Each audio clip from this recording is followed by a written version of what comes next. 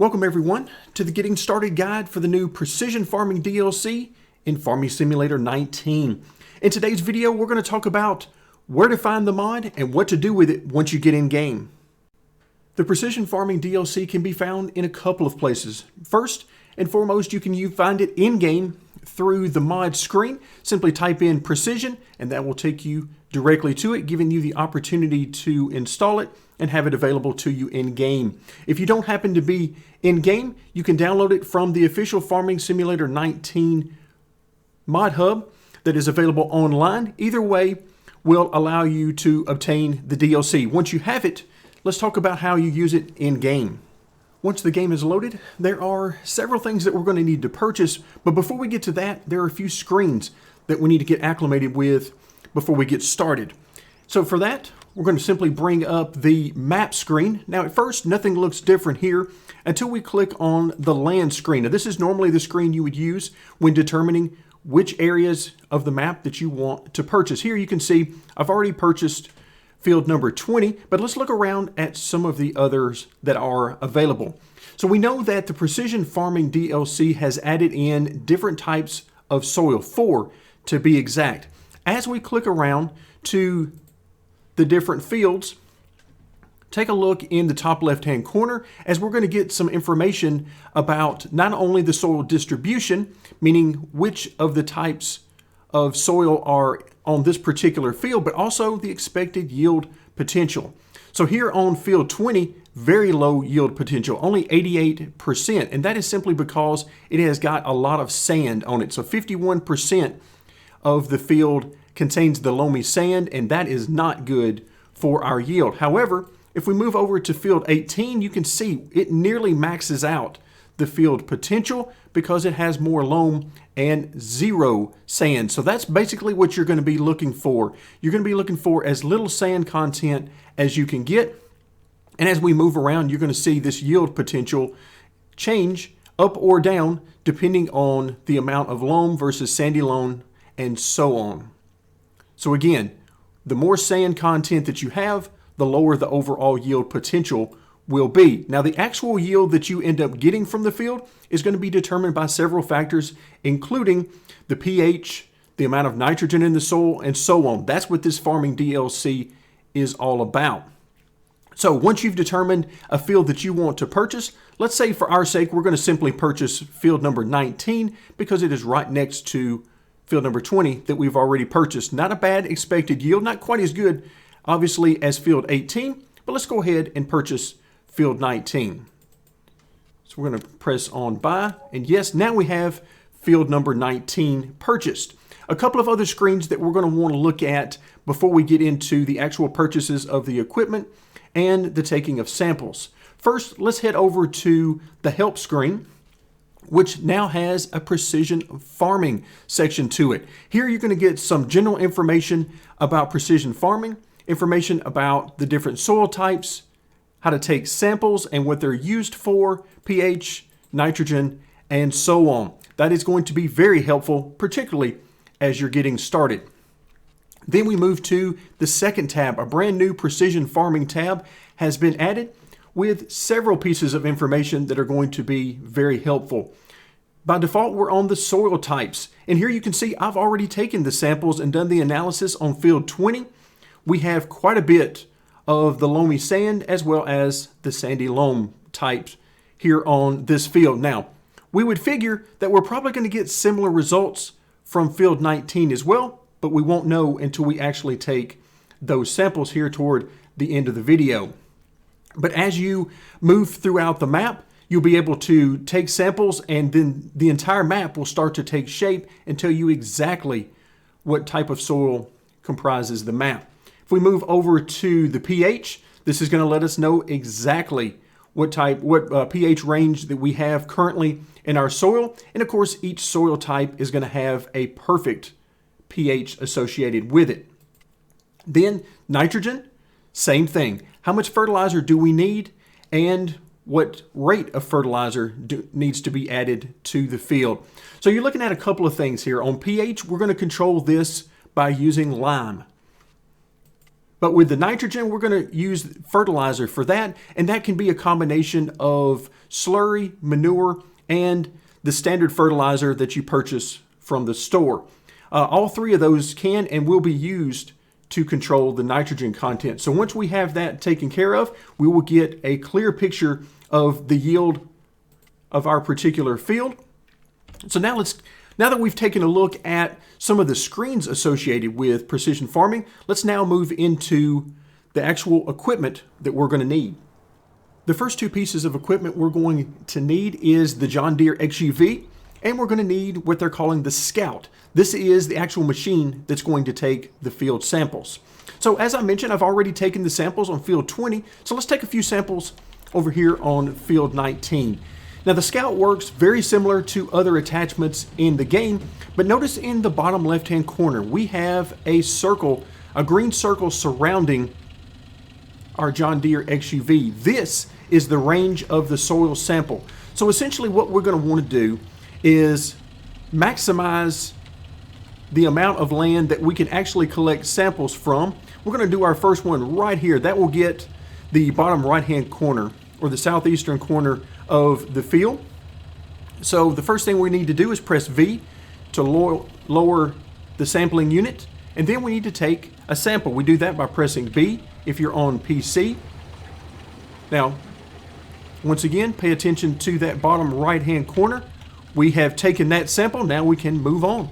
I'm going to go ahead and raise our sample unit, and you notice that as we move away from this area, it's darker red now. That indicates that we have taken a sample from this area. Now, for our particular purposes today, for illustration, I'm not going to try to get every part of the land. Instead, I'm simply going to move on this side of the field. We'll give the machine an opportunity to take the sample, and then we'll move on for the remainder. There we go. Sample number 2 is in the books. Now remember, you're only going to have to do this one time for each field. This is going to be something you're going to do each time. Let's see, let's go ahead and just make this our final sample. We're going to move right up here. Going to press B again to let the sampling unit do its job. There we go. And we're all done. So as we move around just a little bit on the field, you can see that with this field, you're probably going to want to take 5 to 6 samples in order to fully explore the field. But with field 20, I feel like we've already got a pretty good indication of what's in the area as far as the soil types. So we're simply going to take one more for a total of 5. 6 might have been the perfect amount to get that northwest corner. But we're going to go ahead and take our 5th sample. As you can see, this isn't going to take very long once you have decided which field you want to get maximum yield. Take you a few minutes to decide this. Now, once we've got the soil samples, what do we do with them? Well, we can press Y to send those soil samples for analysis. But if we come back out to the precision farming screen for a second, it says no soil samples to analyze. That means we need to first send them. So let's press Y. The samples have been sent. So how long is that going to take? In my experience so far, it's taken less than a minute. So it's taking very little time. And here in just a few moments, we're going to see our map update with that information. So in the meantime, I'm going to raise our sampling unit, and we're going to make our way back over to that area away from the field. But again, this isn't going to take very long at all for this information to update, and there we go. It costs $500 to take those samples, and if you look in the bottom right-hand corner of the screen, there we go. So that is field number 19 done as far as the sample. So if we come back into the screen, you see that it is exactly what I would have expected as far as the types. We've got the sand sort of in the northeastern portion of fields 19 and 20, but a good portion of field 19 is going to give us the sandy loam as opposed to the loamy sand. So that means higher yields on field 19, just as we saw on this particular screen. 102 yield potential versus 88, simply because of the sand content. So that is a very good number for us and something that we certainly will want to look out for. Now that we have a couple of fields, we can take a look at the economic analysis screen. Now obviously I haven't done any planting or anything on these fields just yet, but this is going to keep track of the amount of lime, the amount of fertilizer, both mineral fertilizer that we purchase from the store, as well as the liquid fertilizer or manure and slurry that we use on this field. It's going to keep track of our yield, the amount of money we've spent with AI helpers, and then our total overall cost versus our total earnings. So there a lot of information is going to be available on this screen. And of course, you always have the option to reset that if you want to start fresh with maybe a different tactic that you want to try out in the fertilizing and lime department. So a lot of information available here on this screen. But remember, once again, we're on the brand new Precision Farming tab. Now that we've taken care of purchasing a field, we've gathered our soil samples, in this case, 5 soil samples from this field. Now we need to take a look at the machines that are going to allow us to manipulate both the pH as well as that nitrogen balance. In today's video, we're going to take a look at a couple of pieces of fertilizing equipment that are available in-game. And first we have the Krone Fertilizer Spreader using a spinning disc designed to spread store-bought fertilizer on the land. Of course, this will be used for the nitrogen balance as well as the slurry and manure spreaders that are also available in-game. But what we're really going to focus on for illustration purposes is the lime spreader. So again, these are both available through the tools or attachments section of the store. So let's go ahead and take a look at those. So here under not the vehicles, but rather the tools, will simply come under fertilizing technology. Here you see the fertilizing unit for the standard store-bought fertilizer, $20,000 to purchase that. And then you have a couple of different options for the lime spreader here as well, along with those costs. Here you see the lime icon. So make sure if you're looking for a lime spreader that it has this icon with it. As you notice, this one does not. Okay, once you have chosen your particular equipment, we're going to hop in and take a look at some of the new information contained on the GUI. So if we look on the top left-hand side of the screen, you notice that we have the option of turning on the fertilizer spreader. Obviously nothing new there, but if you notice the fourth one down, we can deactivate the automatic application rate. That is going to be an amazing opportunity for us. By default, it is automatic, meaning that if you notice at the bottom of this particular window, it has our pH value and lime application. Now it's not showing any values right now because we're not on a field. So let's go ahead and approach a field. And as we get onto the field, now I've turned crop destruction off right now, but you notice that we have a current value in the pH. If a little hard to see with the plant they've got currently on the field, but it's 6.25, and we want to add about 1/4 to that in order to get it at its optimal value. So we can control that on our own simply by pressing the comma key. We can adjust the application rate, which right now shows at 2.63. We use the K and the M functions to adjust that. We can go up to 3.5, or we can go down to 1.75, and finally 0.88. And again, that information is available at the bottom left-hand corner of that particular window. But for our purposes, we're simply going to press the comma key again and leave that on automatic, which simply means that the game is going to adjust the flow rate of the lime in order to achieve that optimum balance represented by the checkered flag. All right, so if we back out,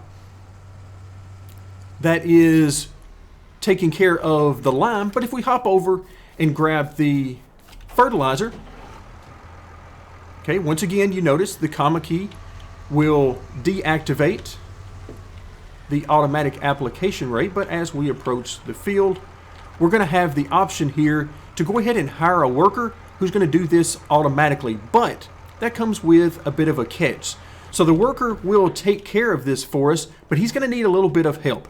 And that brings us to the last couple of pieces of equipment that we're going to talk about in today's video.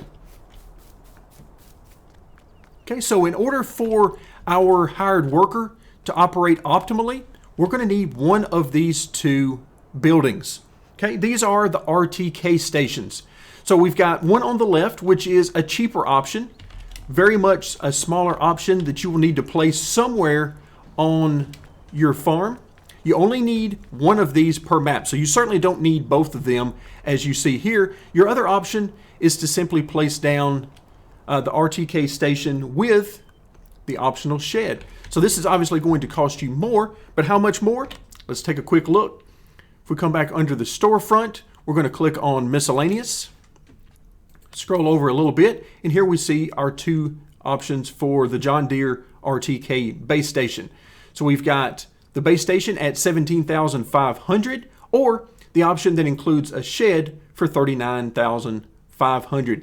Each of these will give a better GPS signal for your AI helpers, and this is going to help them save you money and work more efficiently.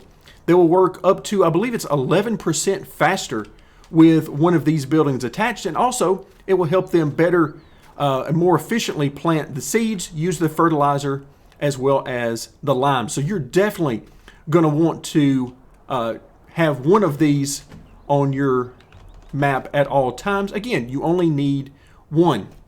So as we finish up today's video, I will go back to something we talked about a little bit earlier, and that is the help screen. There is some very valuable information to be had here, such as the pH value.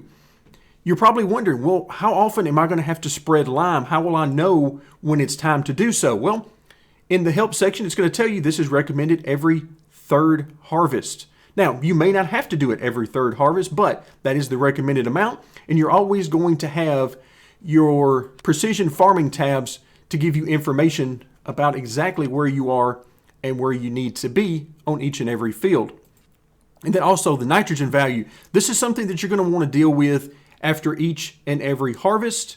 So you're going to be looking at adding either manure and or slurry, as well as the store-bought fertilizer. And again, you can always use the hired help in order to maximize the yield and save you a little bit of time and money. So that's going to do it for today. Thank you so much for joining me, and hopefully you get quite a bit of enjoyment out of the new Precision Farming DLC.